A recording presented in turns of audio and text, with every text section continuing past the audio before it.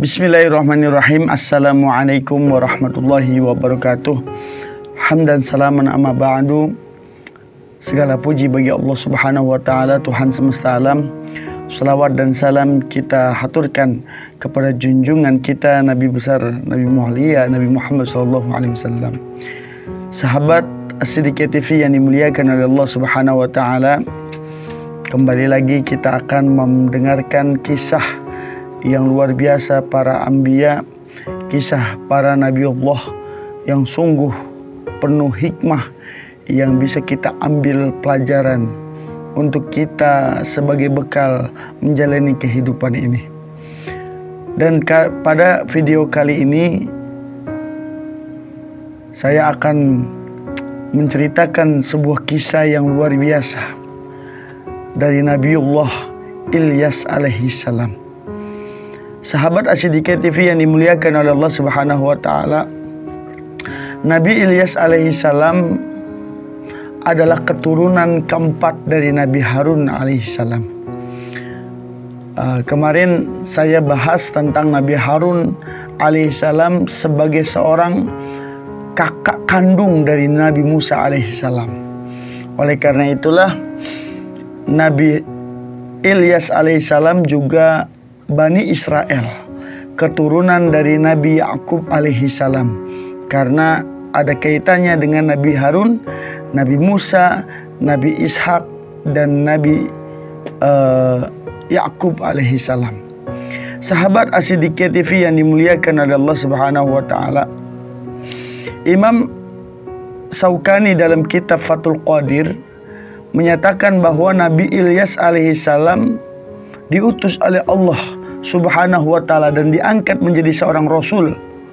Hal ini bisa kita lihat di dalam surat As-Saffat ayat 123. Allah Subhanahu wa taala berfirman, "Wa inna Ilyasa laminal mursalin." Dan sesungguhnya Ilyas benar-benar termasuk salah seorang rasul-rasulnya Allah. Subhanallah, Masya Allah. Sudah terang benderang, sudah jelas Allah Subhanahu wa taala menegaskan nama Ilyas, Nabi Ilyas, sebagai seorang Rasulullah sallallahu alaihi wasallam. Di dalam kitab Fathul Qadir karya Imam Syaukani bahwa Nabi Ilyas alaihi salam diturunkan di penduduk Bani Israel yang berada di kota Ba'labak. Ba'labak ini terletak di samping Damaskus, dan kota Ba'labak sekarang merupakan daerah teritorialnya negara Libanon. Sahabat As-Siddiqiyah TV yang dimuliakan oleh Allah Subhanahu wa taala, sebagaimana orang-orang Israel, Bani Israel keturunan dari Nabi Yakub alaihissalam, diberikan anugerah nikmat yang luar biasa. Orang-orang Ba'labak ini gemar untuk membangun bangunan yang menakjubkan. Maka sekarang peninggalan-peninggalan mereka di Libanon itu memiliki bangunan yang megah, luar biasa, dan juga memiliki tiang-tiang yang terbuat dari batu yang kekar, dan juga tidak ada yang kekar dari tiang tersebut. Permisalannya di dunia itu ketika zamannya Nabi Ilyas alaihi salam. Sahabat As-Siddiqiyah TV yang dimuliakan oleh Allah Subhanahu wa taala, kaum Ba'labak ini sebenarnya adalah keturunan dari kaum Nabi Harun dan Nabi Musa alaihi salam. Sebelumnya kita sudah bahas tentang Nabi Harun dan Nabi Musa alaihi salam.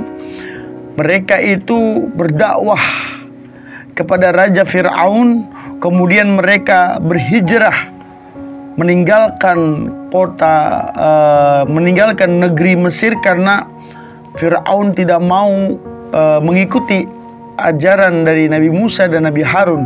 Akhirnya mereka pergi, tapi Fir'aun tidak rela mereka pergi. Akhirnya Nabi Harun, Nabi Musa alaihissalam dan para pengikutnya dikejar-kejar oleh Fir'aun, dan peristiwa terjadilah Fir'aun tenggelam di Laut Merah yang sudah kita kisahkan. Ketika kaum dari Nabi Harun dan Nabi Musa sudah tinggal enak, nyaman dan lain sebagainya, mereka lupa akan kenikmatan Allah. Akhirnya mereka membuat patung dari emas, patung berupa anak kerbau yang dibuat oleh dukun Samiri.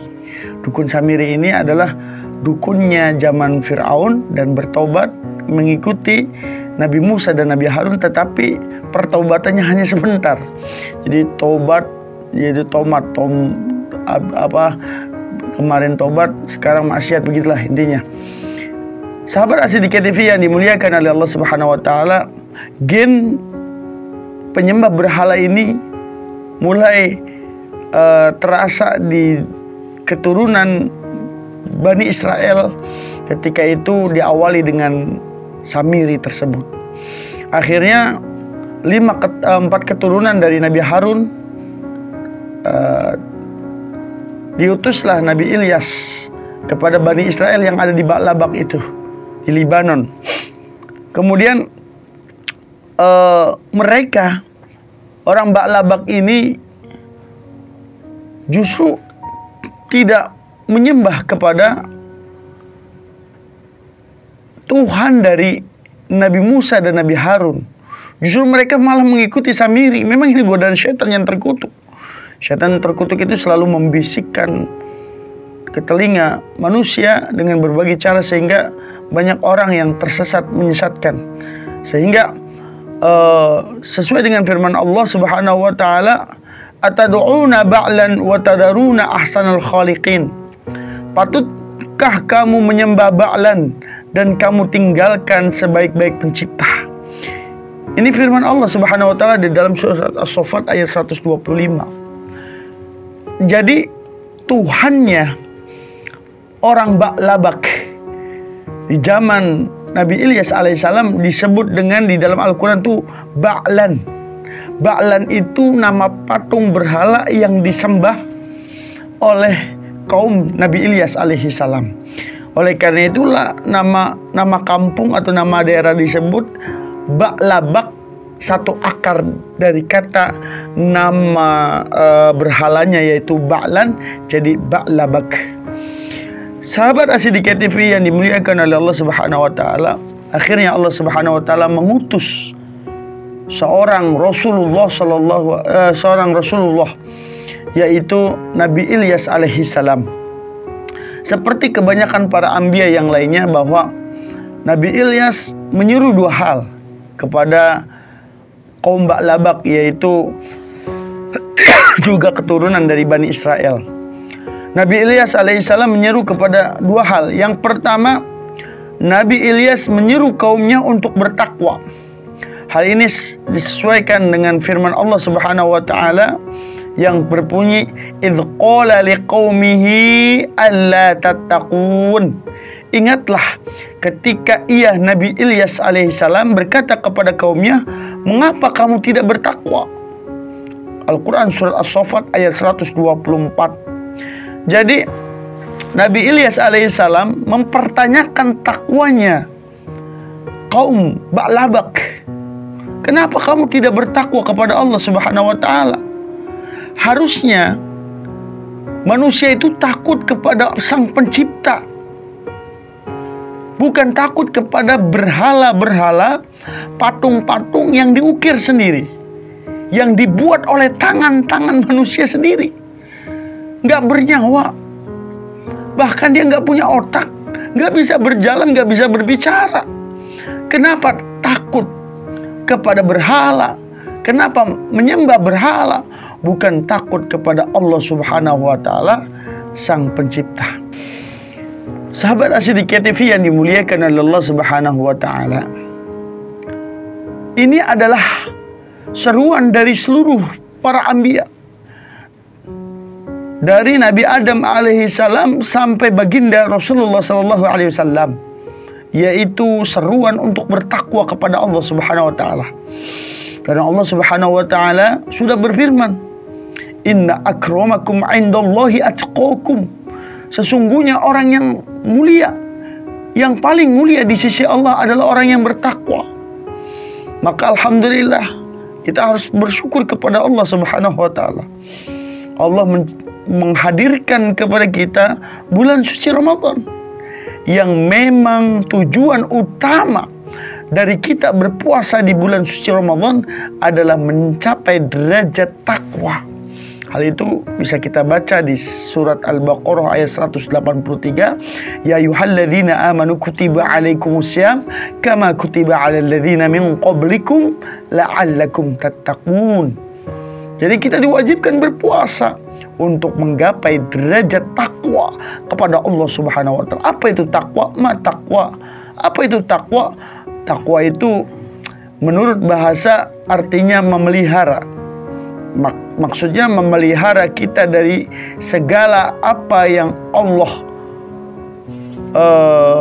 larang, dan memelihara dari segala apa yang Allah perintahkan untuk kita kerjakan. Makanya para ulama bersepakat takwa itu al-imtithalul awamirillah wajtinabun nawahihi. Jadi takwa itu menjalankan segala perintah Allah secara menyeluruh dan menjauhi segala larangan-larangan Allah secara menyeluruh.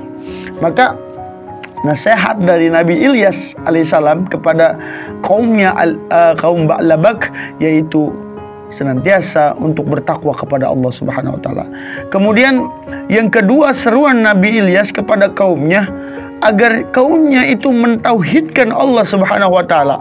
Hal ini bisa kita lihat di dalam surat As-Saffat. Allahu rabbukum wa rabba abaikumul awwalin. Nabi Ilyas alaihissalam berkata, harusnya engkau menyembah Allah Tuhanmu dan Tuhan bapak-bapakmu yang terdahulu. Jadi Nabi Ilyas paham bahwa penduduk Ba'labak itu, mereka punya dalih menyembah selain Allah, menyembah berhala karena mengikuti bapak-bapak mereka, mengikuti nenek-nenek moyang mereka. Dibantah sama Nabi Ilyas alaihissalam. Kata Nabi Ilyas alaihissalam, justru bapak-bapak kita terdahulu, nenek-nenek moyang kita terdahulu justru menyembah Allah Subhanahu wa taala. Buktinya Nabi Harun alaihissalam, Nabi Musa alaihissalam, Nabi Ishak alaihissalam, Nabi Yakub alaihissalam, sampai Nabi Ibrahim alaihissalam, bapaknya agama tauhid. Jadi yang mereka lakukan itu tersesat, dan karena mereka mengikuti langkah-langkah syaitonir rajim.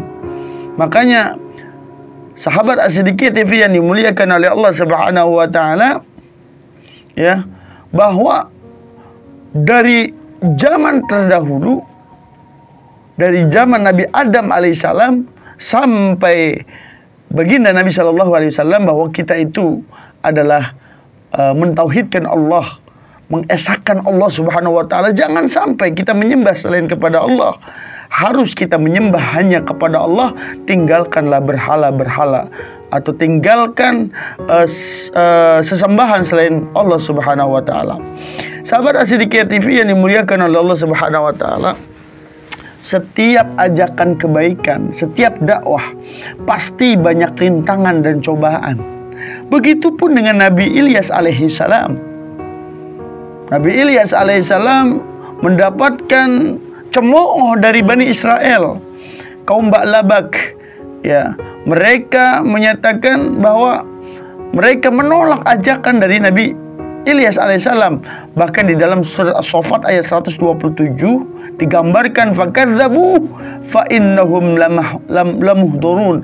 Maka mereka kaum Nabi Ilyas mendustakannya, menolak dakwah tauhid, dakwah takwa dari Nabi Ilyas alaihissalam. Karena itulah mereka diseret ke dalam api neraka. Na'udzubillah min zalik. Sahabat As-Siddiqiyah TV yang dimuliakan oleh Allah Subhanahu wa taala, akibat dari penolakan tersebut, maka tentu saja jika dakwah Rasul, dakwah para anbiya itu sudah ditolak, dicemooh. Bahkan diriwayatkan bahwa Nabi Ilyas itu diusir, dan bahkan Nabi Ilyas itu dihina. Maka dalam surat An-Nur ayat 63 Allah Subhanahu wa taala berfirman, "Falyahdharil ladzina yukhalifuna an amrih." Maka hendaklah orang-orang yang menyalahi perintahnya Allah, perintahnya para anbiya, antusibahum fitnatun, mereka takut akan ditimpa cobaan, au yusibahum adabun alim, atau ditimpa azab yang pedih. Sahabat As-Siddiqiyah TV yang dimuliakan oleh Allah Subhanahu wa taala, Nabi Ilyas itu bahkan bukan hanya mendakwahi rakyat Ba'labak, bahkan raja Ba'labak yaitu bernama Raja Ahab didakwahi oleh Nabi Ilyas alaihissalam, tapi ditolak. Maka Nabi Ilyas alaihissalam dengan dalil tersebut, maka Nabi Ilyas memberikan satu peringatan kepada raja dan kaumnya, bahwa jika tidak mentauhidkan Allah, bahwa tidak bertakwa kepada Allah, jangan sampai kamu menyembah berhala, tetapi malah menyembah berhala, maka nanti azab Allah segera datang. Mendengar ini, penduduk Ba'labak semakin marah sama Nabi Ilyas alaihissalam dan menantang. Benar saja, doa Nabi Ilyas alaihissalam dikabul sama Allah Subhanahu wa taala. Akhirnya penduduk Ba'labak diuji, dikasih cobaan, dikasih azab oleh Allah Subhanahu wa taala, yaitu berupa kekeringan, nggak hujan-hujan selama bertahun-tahun. Penduduk Ba'labak tahu ini gara-gara Nabi Ilyas ini.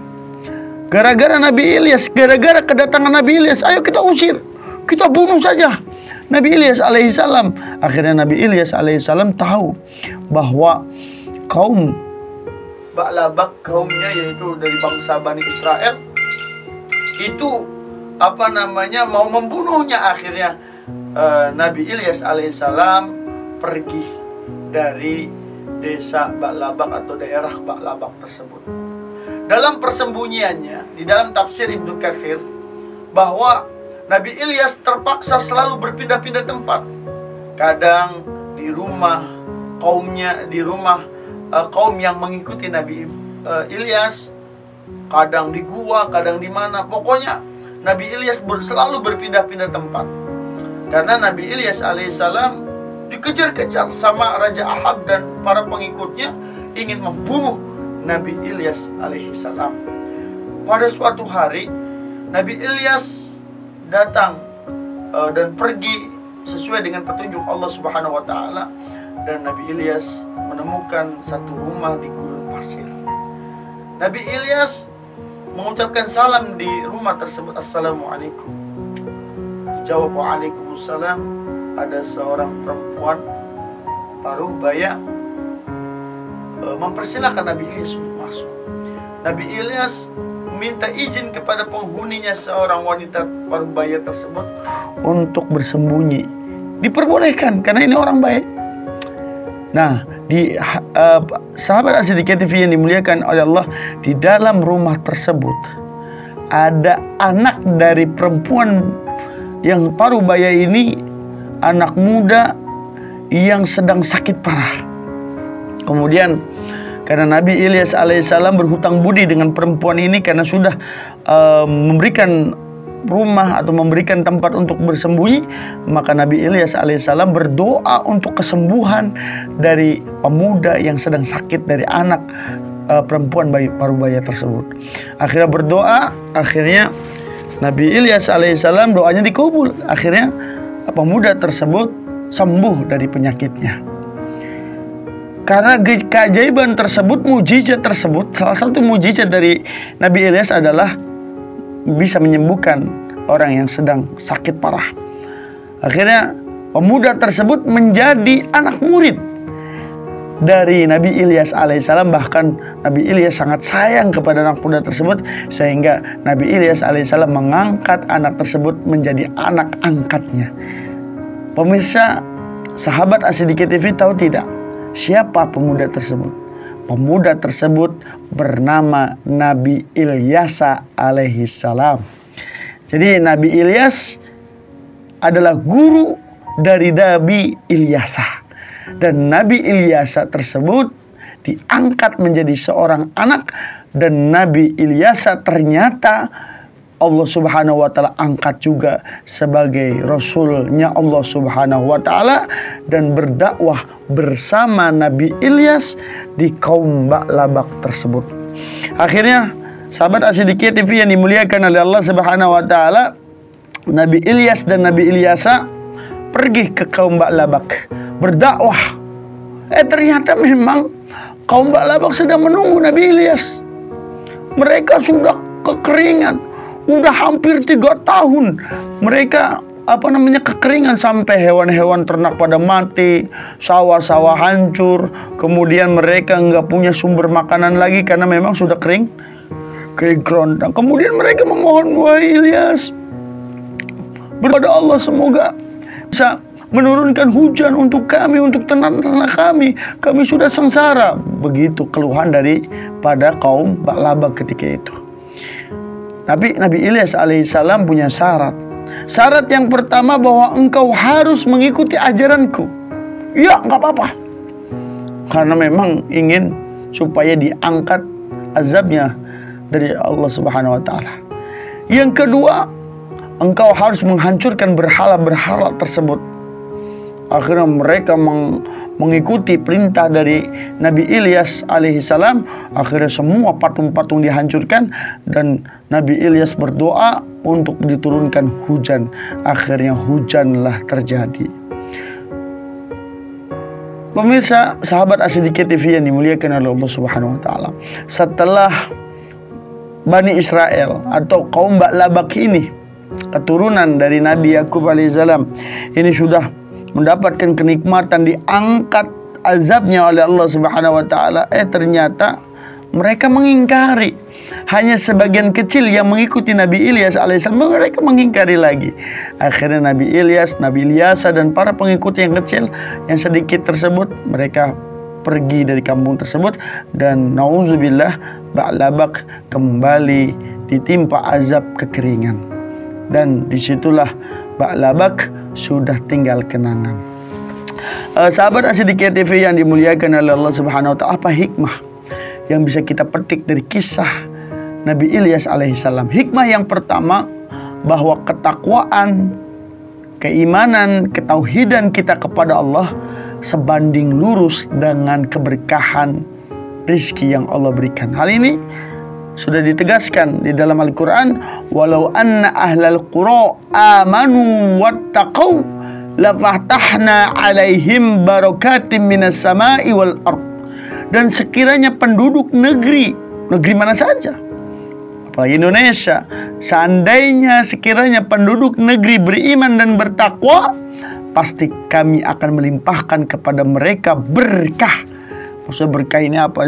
Ziyadatul khair, ziyadatul rizki, bertambahnya kebaikan, bertambahnya rizki dari Allah. Ya, ini adalah keberkahan dari langit dan bumi. Walakin kadzabu, tetapi ternyata mereka mendustakan ayat-ayat kami. Artinya mereka banyak menyembah berhala. Fa'akhadnahum bima kanu yaksibun, maka kami siksa mereka sesuai dengan apa yang mereka kerjakan. Jadi hikmah yang pertama bisa kita ambil, supaya kita tidak dapat cobaan azab dari Allah, maka kita harus menjadi orang yang bertakwa, orang yang mentauhidkan Allah, orang yang beriman kepada Allah. Jika kita bertakwa, beriman dan tauhid, mengesahkan Allah subhanahu wa ta'ala, maka Allah akan jamin kehidupan kita penuh dengan keberkahan. Berkah itu artinya ziyadatul khair wa ziyadatul ni'mah wa ziyadatul rizki. Berkah itu adalah bertambahnya kebaikan, bertambahnya nikmat, dan bertambahnya rezeki. Itu yang pertama. Hikmah yang kedua, setelah kita mendengarkan kisah dari Nabi Ilyas alaihissalam, bahwa agama para nabi itu agama Islam. Agama Islam itu menyeru pada ketauhidan dan keesaan Allah subhanahu wa ta'ala. Makanya baginda Nabi pernah bersabda, al-anbiya'u ikhwatun li'allat. para nabi itu ibarat saudara seibu. Ya. Al-anbiya ikhwatun li'allat. Para nabi itu agama mereka adalah satu. Ummatuha satta. Ya. Maaf. Al-anbiya'u ikhwatun li'allat. Para nabi itu ibarat saudara. Ummahatuhum, saudara seibu. Ummahatuhum satta. Ibu mereka berbeda-beda. Wadinuhum wahidun, agama mereka adalah satu. Artinya apa? Walaupun para nabi itu berbeda-beda ibunya, berbeda-beda jalur nasabnya, tetapi tetap satu, yaitu agama mereka adalah agama ketauhidan, agama Islam. Makanya Al-Hafiz Ibnu Hajar Al-Asqalani dalam kitab Fathul Bari, wa maknal hadis anna asli dinihim wahidun. Makna hadis, prinsip agama para nabi itu sama, ya, wahwa at-tauhid, yaitu agama tauhid, yaitu Islam. Wa in ikhtalafat furu'us syara'i, meskipun rincian syariatnya berbeda-beda. Jadi seluruh agama, dari agama Nabi Adam sampai Nabi Muhammad SAW sampai sekarang, itu agama satu, yaitu agama tauhid, yakni agama Islam. Ya, maka walaupun tauhidnya agamanya sama, yaitu agama tauhid, tapi memang syariatnya berbeda-beda. Itu adalah kehendak dari Allah Subhanahu wa taala, tergantung dari kaumnya. Nabi Muhammad SAW punya syariat tersendiri. Demikian sahabat Sedikit TV yang dimuliakan oleh Allah Subhanahu wa taala. Mudah-mudahan apa yang saya sampaikan tentang Nabi Ilyas bisa kita menjadikan hikmah buat kita semuanya dan menjadi contoh buat kita laksanakan sehari-hari. Kita harus mentauhidkan Allah, bertakwa kepada Allah, dan meyakini bahwa agama Islam itu agama yang paling benar. Ihdinas siratal mustaqim. Wal afu minkum. Wassalamualaikum warahmatullahi wabarakatuh.